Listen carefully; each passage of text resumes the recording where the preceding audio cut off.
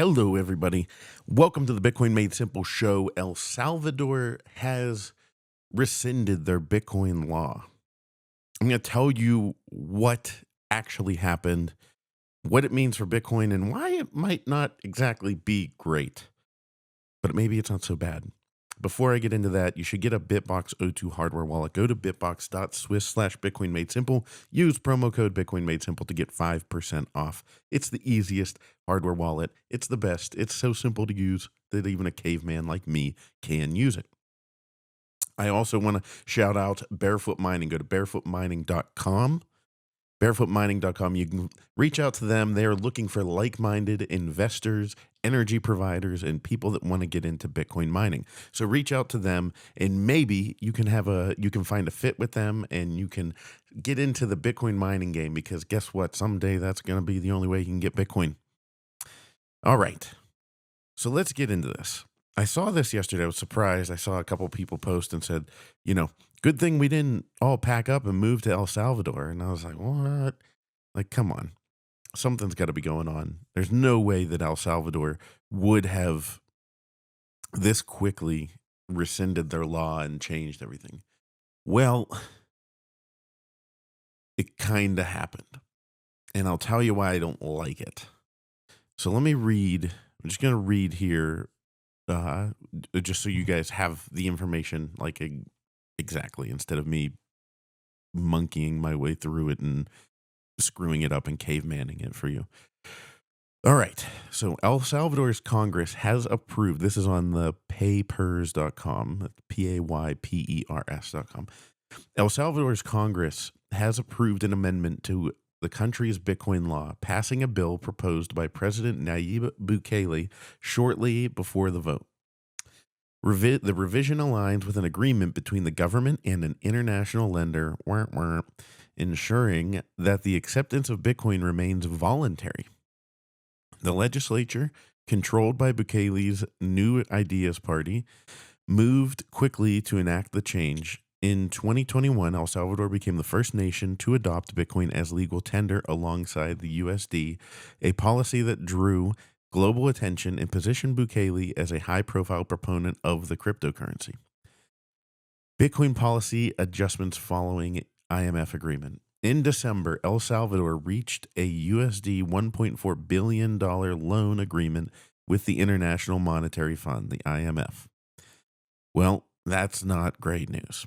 Okay, back to quoting, which encouraged the government to reduce its Bitcoin-related commitments. Surprise, surprise.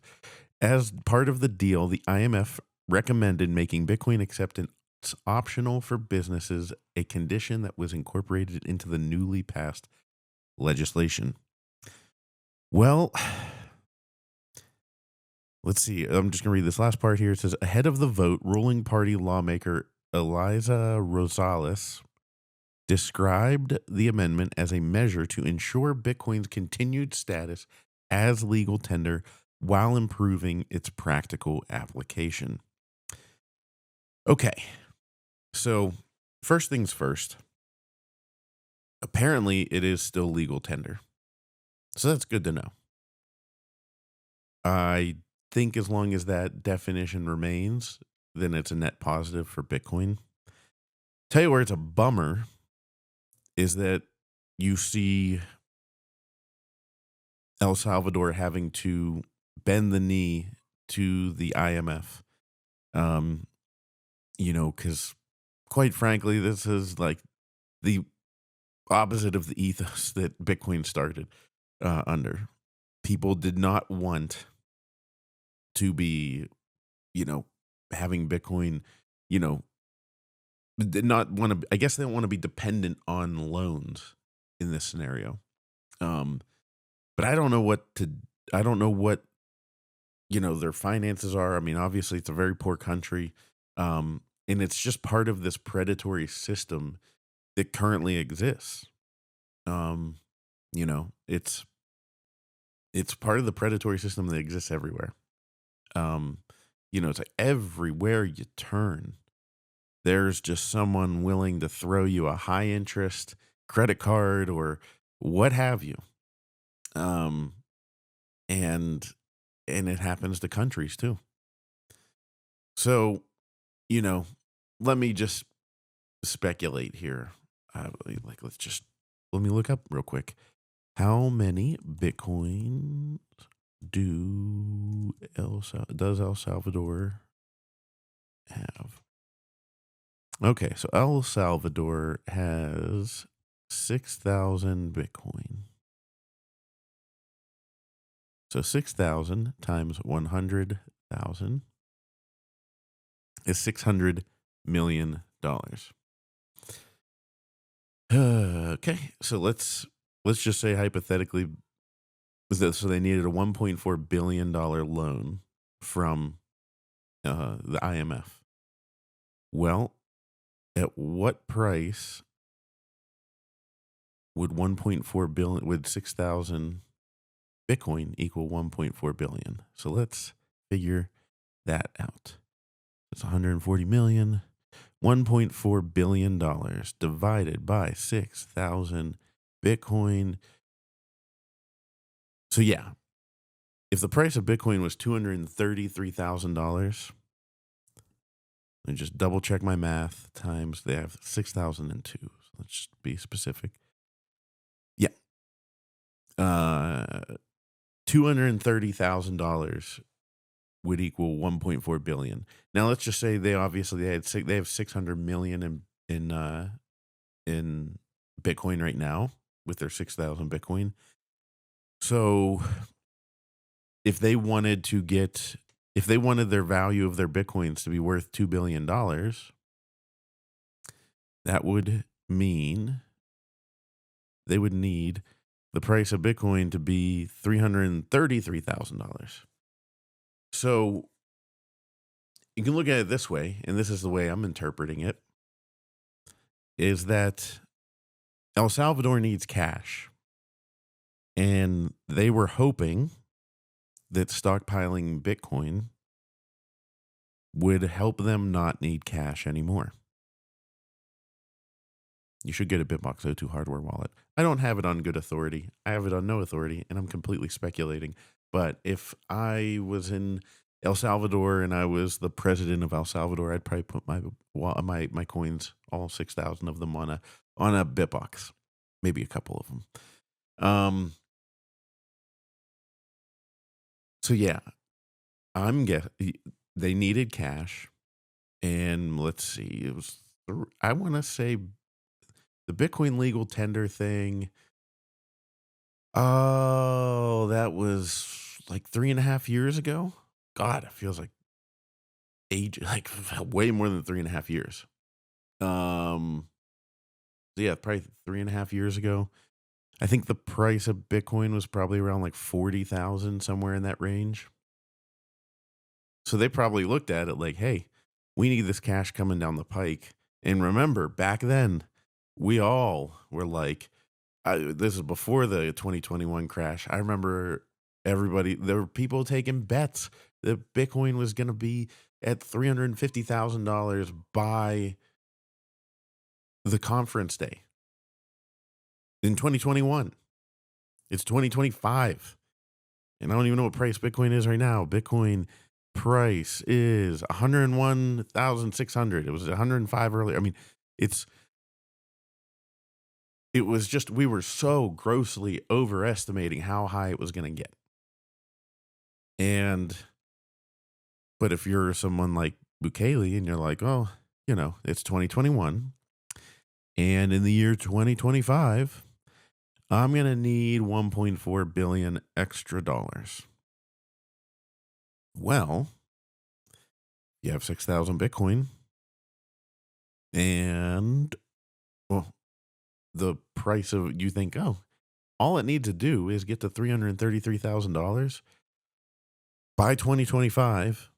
Then I'll be set. We won't need that IMF loan. And let's be honest, it's going above $333,000. It's going to $500,000. It's going to $1 million.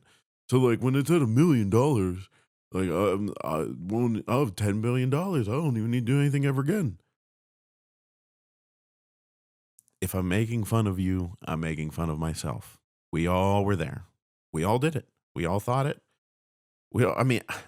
I thought that $1 million back in 2021, I probably thought that $1 million, I'm probably on the record saying that I think Bitcoin will hit half a million or $1 million within the next 12 months, like by 2022. Um, that is called the top, folks. This is not financial advice, but that is called the euphoria.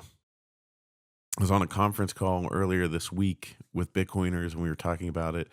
Um, and a partner of mine was laying out how, based on like if you look at the days, Bitcoin spent more days in the negative than it does in the positive. Obviously, the positive is way up there.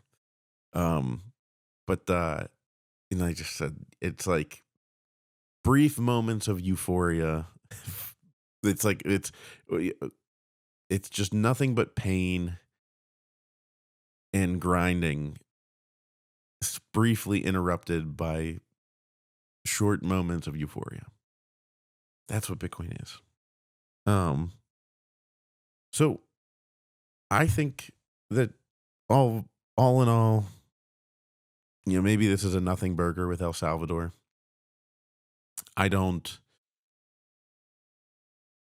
it's still considered legal tender as far as I read it, which Bob Burnett, one of my partners with Barefoot Mining, who's been, friend of the show, been on the show multiple times, was mentioning something like there's something important where as long as it's deemed legal tender, that requires these international banking cartels basically to recognize it and define it as currency, legal tender, yada yada yada. So, am I happy that the IMF is putting its thumb on the scale and trying to, you're maybe putting pressure on the back of the neck of the person it's lending money to? No. Because frankly, what does it matter? Like, that's the funny thing to me. Is it why does it I understand why it matters to the IMF. The IMF sees Bitcoin as a threat. But what does Bitcoin being considered legal tender in El Salvador actually have to do with whether or not the loan gets approved? Nothing. I can't think of a thing that would be required other than to put their knee on the back of the neck of Bitcoin and try and hurt it. So for that reason, I'm not thrilled. But overall, it's going to be fine.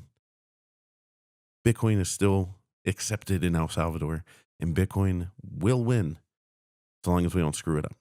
I'll talk to you next week. Get a BitBox. Bye-bye.